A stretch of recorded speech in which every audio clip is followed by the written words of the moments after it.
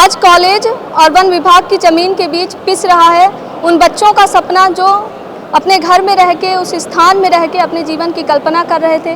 वो माता पिता आज टेंशन में जी रहे हैं कि कब हमारे घर में क्या हो जाए।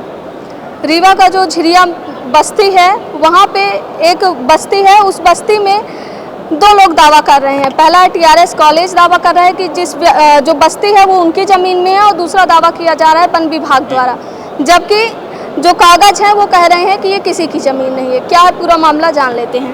क्या नाम है? सत्यनारायण गुप्ता। क्यों आए हैं रीवा कलेक्टर कार्यालय?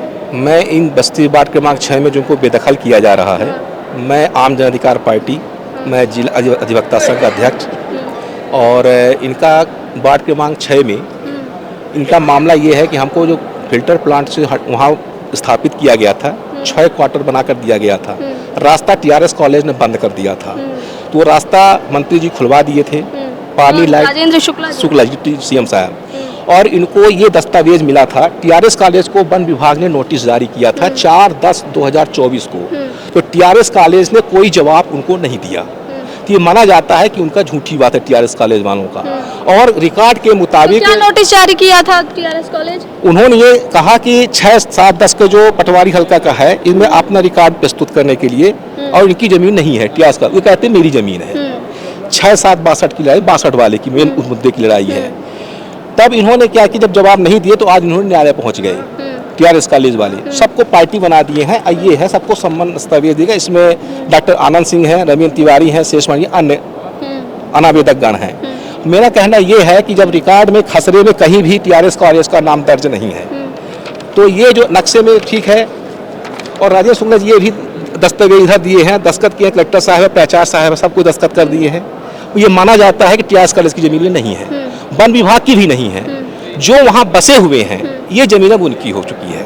उनके नाम कलेक्टर साहब से निवेदन है, और एसडीएम साहब से भी। कब से रह रहे थे लोग? ये लोग कई साल, 50 साल से रह रहे हैं वहाँ पे। हाँ, और ये फिल्टर प्लांट वाले जो है तो अभी उनको स्थापित किया गया था, और उनको क्वार्टर बना के दिया गया है। अच्छा। क्वार्टर बना के दिया गया है, पानी बिजली व्यवस्था सब दी गई, शासन प्रशासन को सब मालूम है। तो अब बेदखल क्या, ये खेत की मूड़ी है कि जब चाहे उखाड़ के फेंक दो और जब चाहे तो लगा दो।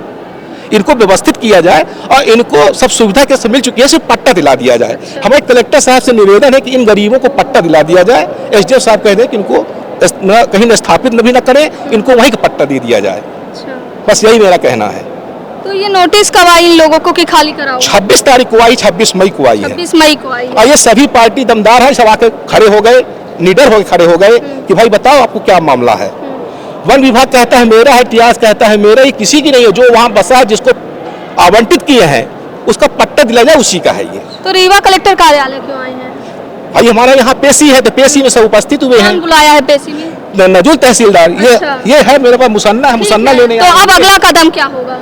अगला कदम यही होगा कि उसमें जवाब होगा, और उसमें कलेक्टर साहब इसमें मदद करेंगे गरीबों का, कि उसी आदेश में इनको पट्टा दिला दिया जाए। अच्छा। मैं अधिवक्ता ठीक है। तो ये झिरिया बस्ती के लोग हैं और इनकी मांग है कि ये इतने सालों से रह रहे थे, बाकायदे इनको बसाया गया था। ऐसा भी नहीं था कि ये अपना बोरिया बिस्तर लेकर गए और रह लिए। कागज हैं, सब चीज़ें हैं, खुद डिप्टी सीएम राजेंद्र शुक्ला के हस्ताक्षर हैं, खुद ये दिखा रहे हैं, कलेक्टर साहब के हस्ताक्षर हैं, और कह रहे हैं कि जब हमें रखा गया था, हमें बसाया गया था, तब इस बात का ध्यान क्यों नहीं रखा गया, क्योंकि उस घर में केवल एक व्यक्ति नहीं रहता, बल्कि उस व्यक्ति के साथ उसका पूरा परिवार रहता है, और उस घर में उस परिवार के सपने पलते हैं। और जब किसी की सर से छतरी छीन लिया जाए तो फिर उन सपनों का क्या होगा, और व्यक्ति जाए तो जाए कहाँ। देखते हैं कि क्या कुछ होता है इनके मामले में। वीडियो जर्नलिस्ट नीरज के साथ सोनाली दुबे की रिपोर्ट। श्रवण कुमारी senior secondary school Chirhula Rewa, जहां इस समय चालू है फ्री एडमिशन। जल्दी आएं और अपने बच्चों के बेहतर भविष्य के लिए एडमिशन करवाएं। नर्सरी से 12वीं तक